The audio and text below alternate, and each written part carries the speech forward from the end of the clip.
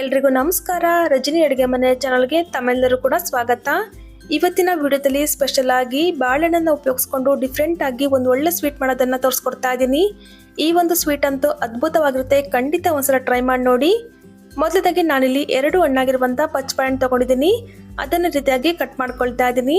ನೋಡಿ, ಈ ರೀತಿಯಾಗಿ 2 ಬಾಳೆಹಣ್ಣನ್ನು ಕೂಡ ಕಟ್ ಮಾಡಿ ಇಟ್ಕೊಳ್ತಾ ಇದ್ದೀನಿ.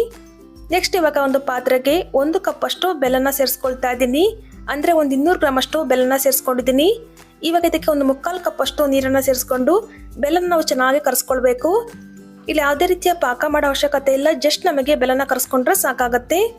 ಮಕ್ಕಳ ಬ್ರೇಕ್ಫಾಸ್ಟ್ಗಾಗಿರ್ಬೋದು, ಲಂಚ್ ಬಾಕ್ಸ್ಗಾಗಿರ್ಬೋದು ತುಂಬಾ ಚೆನ್ನಾಗಿರುತ್ತೆ. ಖಂಡಿತ ಒಂದ್ಸಲ ಟ್ರೈ ಮಾಡಿ ನೋಡಿ. ನೋಡಿ, ರೀತಿಯಾಗಿ ಬೆಲ್ಲ ಎಲ್ಲ ಚೆನ್ನಾಗಿ ಕರಗಿದ ನಂತರ ಸ್ಟವ್ ಆಫ್ ಮಾಡಿಕೊಂಡು ಇದನ್ನು ಕೂಡ ಪಕ್ಕಕ್ಕೆ ತಿರ್ಕೊಳ್ತಾ ಇದ್ದೀನಿ. ನೆಕ್ಸ್ಟ್ ಇವಾಗ ಒಂದು ಕಡಾಯಿಗೆ 2 ಟೇಬಲ್ ಸ್ಪೂನ್ ಅಷ್ಟು ತುಪ್ಪನ ಸೇರಿಸ್ಕೊಳ್ತಾ ಇದ್ದೀನಿ. ತುಪ್ಪ ಸ್ವಲ್ಪ ಬಿಸಿಯಾಗಿದ ನಂತರ ಇದಕ್ಕೆ ಸ್ವಲ್ಪ ಗೋಡಂಬಿನ ಕಟ್ ಮಾಡಿ ಸೇರಿಸ್ತಾ ಇದ್ದೀನಿ. ನೀವಿಲ್ಲಿ ಗೋಡಂಬಿನ ಹೆಚ್ಚು ಕಡಿಮೆ ಕೂಡ ಹಾಕ್ಕೊಳ್ಬೋದು. ಗೋಡಂಬಿ ಒಂದು ಅರ್ಧ ಭಾಗದಷ್ಟು ಚೆನ್ನಾಗಿ ಫ್ರೈ ಮಾಡ್ಕೊಂಡಿದ ನಂತರ ಇದಕ್ಕೆ ಸ್ವಲ್ಪ ಕಪ್ಪು ದ್ರಾಕ್ಷಿನ ಸೇರಿಸ್ಕೊಳ್ತಾ ಇದ್ದೀನಿ. ನಿಮ್ಮ ಹತ್ರ ಯಾವ ಥರ ದ್ರಾಕ್ಷಿ ಇರುತ್ತೋ ಆ ಥರ ದ್ರಾಕ್ಷಿನ ಸೇರಿಸ್ಕೊಂಡು ಚೆನ್ನಾಗಿ ಫ್ರೈ ಮಾಡ್ಕೊಳ್ಳಿ. ನೋಡಿ, ಎರಡನ್ನೂ ಕೂಡ ಚೆನ್ನಾಗಿ ಫ್ರೈ ಮಾಡಿಕೊಂಡು ಇದನ್ನು ಸಪ್ರೇಟಾಗಿ ಎತ್ತಿಟ್ಕೊಳ್ತಾ ಇದ್ದೀನಿ.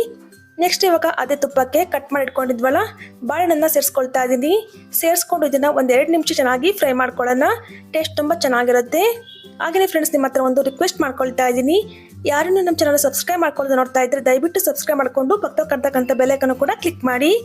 ನೋಡಿ, ಇವಾಗ 1-2 ನಿಮಿಷ ಚೆನ್ನಾಗಿ ಫ್ರೈ ಮಾಡ್ಕೊಂಡಿದ್ದ ನಂತರ ನಾವು ಕರಗಿಸಿಟ್ಕೊಂಡಿದ್ವಲ್ಲ ಬೆಲ್ಲನ ಒಂದ್ಸಲ ರೀತಿಯಾಗಿ ಫಿಲ್ಟರ್ ಮಾಡಿ ಸೇರಿಸ್ಕೊಳ್ತಾ ಇದ್ದೀನಿ.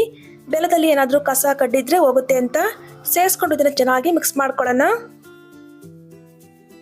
1 ನಿಮಿಷ ಚೆನ್ನಾಗಿ ಮಿಕ್ಸ್ ಮಾಡಿಕೊಂಡು ನಂತರ ಇದಕ್ಕೆ ಒಂದು ಅರ್ಧ ಕಪ್ ಆಗೋಷ್ಟು ಹಸಿ ತೆಂಗಿನಕಾಯಿ ತುರಿನ ಹಾಕ್ಕೊಳ್ತಾ ಇದ್ದೀನಿ. ತೆಂಗಿನಕಾಯಿ ತುರಿ ಸ್ವಲ್ಪ ಜಾಸ್ತಿ ಹಾಕೊಳ್ಳಿ, ಟೇಸ್ಟ್ ತುಂಬಾ ಚೆನ್ನಾಗಿರುತ್ತೆ. ಅಥವಾ ನಿಮ್ಮ ಹತ್ರ ಒಣ ಕೊಬ್ಬರಿ ಇತ್ತು ಅಂದ್ರೆ ಅದನ್ನಾದ್ರೂ ಸೇರಿಸ್ಕೊಳ್ಬಹುದು. ಸೇರಿಸ್ಕೊಂಡು ರೀತಿಯಾಗಿ ಚೆನ್ನಾಗಿ ಮಿಕ್ಸ್ ಮಾಡ್ಕೊಳ್ಳಿ. ನಂತರ ಇದಕ್ಕೆ ಫ್ಲೇವರ್ಗೋಸ್ಕರ ಸ್ವಲ್ಪ ಏಲಕ್ಕಿ ಪೌಡರ್ ಹಾಕೊಳ್ತಾ ಇದ್ದೀನಿ. ಜೊತೆಗೆ ಒಂದು ಚಿಟಿಕೆ ಅಷ್ಟು ಉಪ್ಪನ್ನು ಕೂಡ ಸೇರಿಸ್ಕೊಳ್ತಾ ಇದ್ದೀನಿ. ಸೇರಿಸ್ಕೊಂಡು ಇದನ್ನ ಮತ್ತೊಂದ್ಸಲ ಚೆನ್ನಾಗಿ ಮಿಕ್ಸ್ ಮಾಡ್ಕೊಳ್ಳೋಣ. ಈ ತರ ಚೆನ್ನಾಗಿ ಮಿಕ್ಸ್ ಮಾಡ್ಕೊಂಡಿದ ನಂತರ ಇವಾಗ ಗ್ಯಾಸ್ ಫ್ಲೇಮನ್ನು ಲೋ ಫ್ಲೇಮಲ್ಲಿ ಇಟ್ಕೊಂಡು ಇದಕ್ಕೆ 1/4 ಕಪ್ ಆಗೋಷ್ಟು ಚಿರೋಟಿ ರವೆನ ಸೇರಿಸ್ಕೊಳ್ತಾ ಇದ್ದೀನಿ. ಅಥವಾ ನಿಮ್ಮ ಹತ್ರ ಮೀಡಿಯಂ ರವೆ ಇತ್ತು ಅಂದ್ರೆ ಅದನ್ನಾದ್ರೂ ಸೇರಿಸ್ಕೊಳ್ಬಹುದು. ನೋಡಿ, ರೀತಿಯಾಗಿ ಚೆನ್ನಾಗಿ ಮಿಕ್ಸ್ ಮಾಡ್ಕೊಳ್ಳಿ, ಗಂಟುಗಳೇನಾಗೋದಿಲ್ಲ. ಸ್ವಲ್ಪ ಹೊತ್ತಲ್ಲಿ ಇದು ಗಟ್ಟಿ ಆಗ್ತಾ ಬರುತ್ತೆ, ಅಲ್ಲಿವರೆಗೂ ಕೂಡ ಚೆನ್ನಾಗಿ ಇದನ್ನ ಮಿಕ್ಸ್ ಮಾಡ್ಕೊಳ್ಬೇಕು.